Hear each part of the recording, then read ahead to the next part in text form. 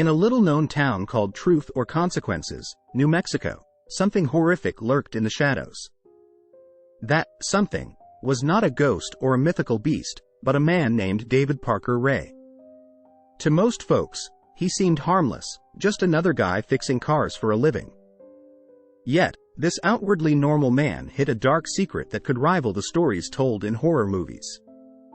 Most monsters hide in the dark, but David Parker Ray was a monster who walked among us in the light of day. When night fell, he revealed his true self as the Toy Box Killer, named after the homemade torture chamber where he carried out his unimaginable acts. His trailer, this toy box, was a haven for his sick and twisted fantasies.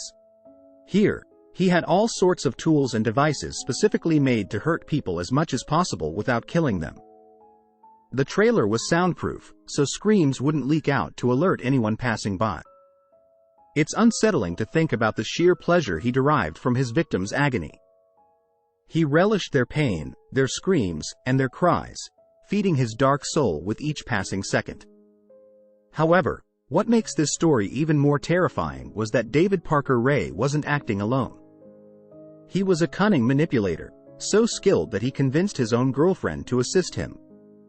The woman, who was supposed to be a loving partner, became a co-conspirator in these heinous acts. Together, they lured unsuspecting women into their web of terror.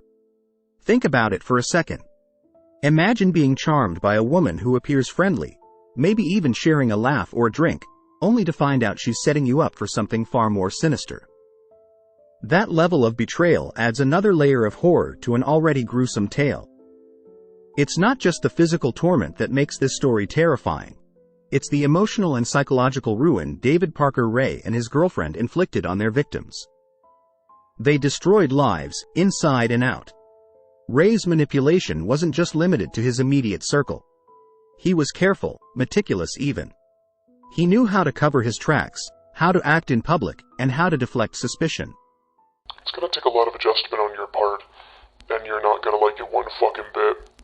But I don't give a rat's ass about that. It's not like you're gonna have any choice in the matter. You've been taken by force, and you're going to be kept and used by force. What all this amounts to is that you're going to be kept naked and chained up like an animal, to be used and abused at any time we want to, in any way that we want to. And you may as well start getting used to it, because you're going to be kept here and used until such time as we get tired of fucking around with you. And we will, eventually, in a month or two, maybe 3.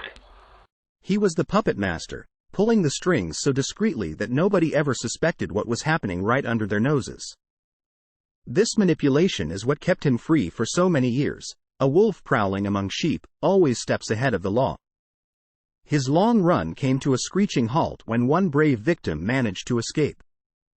She ran down the road, her body beaten, her spirit shattered, but her will to live unbroken. A metal collar still wrapped around her neck, she caught the attention of a passing police officer.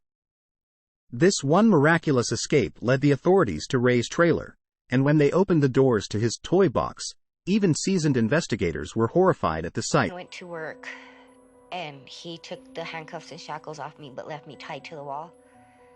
And I untied myself.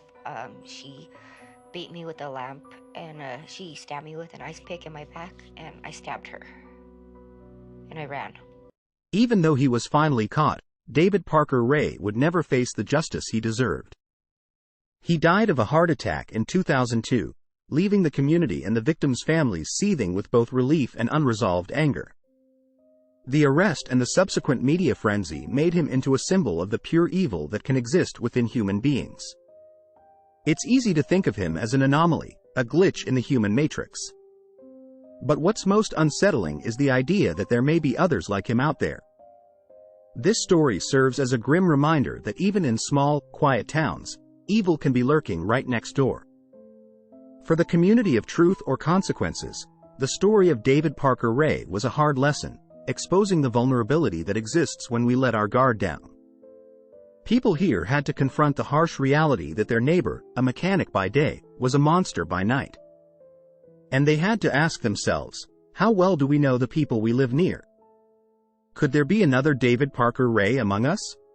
To this day, the town carries the heavy burden of his deeds, struggling to make sense of the senseless, to find peace where there is none. It's a wound that may never fully heal, a dark chapter in a community's history that will never be forgotten. And so, we're left with a haunting story, one that stretches the boundaries of what we believe human beings are capable of. It forces us to look at the people around us, at our neighbors, our friends, even our loved ones, and wonder, could there be another monster hiding in plain sight? This is the nightmarish story of David Parker Ray, the toy box killer, a man who has become the embodiment of pure, unfiltered evil. It's a tale that we wish were not true, a tale that keeps us up at night, a tale that reminds us, monsters are real, and sometimes, they live right next door.